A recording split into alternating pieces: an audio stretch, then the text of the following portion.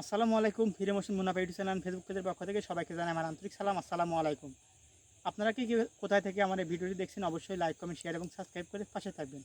So আমার কাজে দেখতে পাচ্ছেন এই যে কোদাল, এই কোদালটি দিয়ে আমি আমার আব্বু দুপুরে লাল শাক বুনছে খেতে, সেটা ছোটো ড্রেন তুলতে হবে। তাই ড্রেন তোলার জন্য আমি এখন যাচ্ছি চড়ার ভিতরে।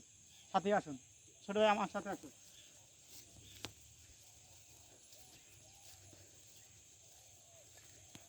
আবু তাহলে ভ্যাস্টিক দিন।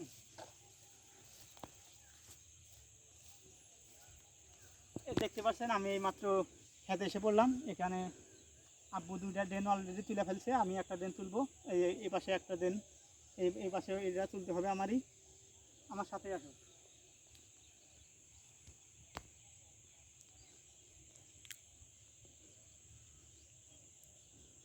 এই যে এই পর্যন্ত হলো আমার আব্বু ড্রেনটা তুলে গেছে।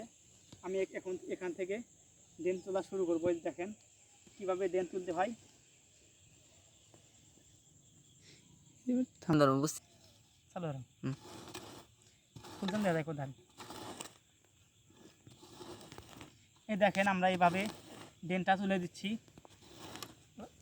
ঠেকাও স্টার্ট। এই যে দেখেন এভাবে ড্রেনগুলো তুলতে হয়, কারণ আকাশের অবস্থা যদি খারাপ হয় এই ড্রেনের ভিতর দিয়ে পানিগুলো বের হয়ে যাবে অপর পাশ দিয়ে। এই পাশে ড্রেন তুলতে হবে। আর এখানে আমরা বুনেছি হলো আমরা মরিচের বিচি লাগাইছি, লাল শাক লাগাইছি, পালং শাক লাগাইছি, অনেক কিছু আমাদের এখানে লাগানো আছে। আর এই ভিডিওটি কেমন হয়েছে অবশ্যই জানাবেন।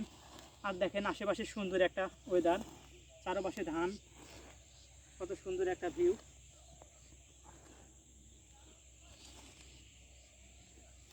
পাশে রাস্তা আছে, রাস্তা থেকে একটু ফাঁকে আমাদের এই ক্ষেত।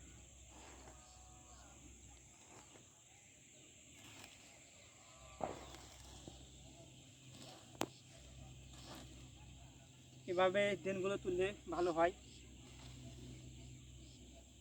এটা এই কোদালটা ছোটো হওয়ার কারণ যে যদি বড় হয় কোদালটা তাহলে ড্রেনটা অনেক বড় লম্বা, মানে সাইড ওসার হবে। সেজন্য ছোট একটা কোদাল নিছি, যেন এটা ছোটো ড্রেন হয়, পানিগুলো যেন তাড়াতাড়ি বের হয়ে যায়। ঠিক আছে, দেখো আমার ড্রেন তোলা আর একটা বাকি আছে।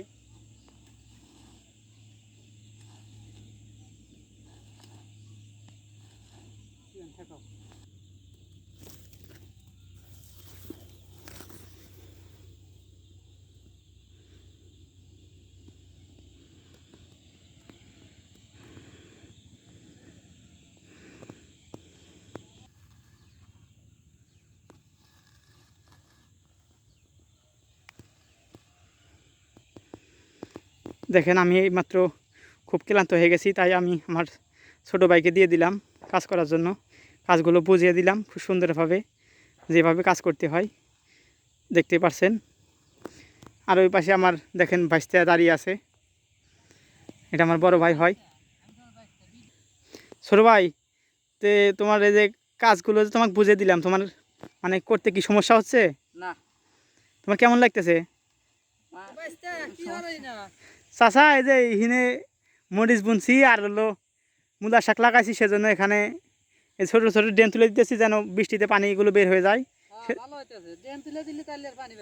হ্যাঁ, এই তিন মরিচ, মূলা, পালং শাক।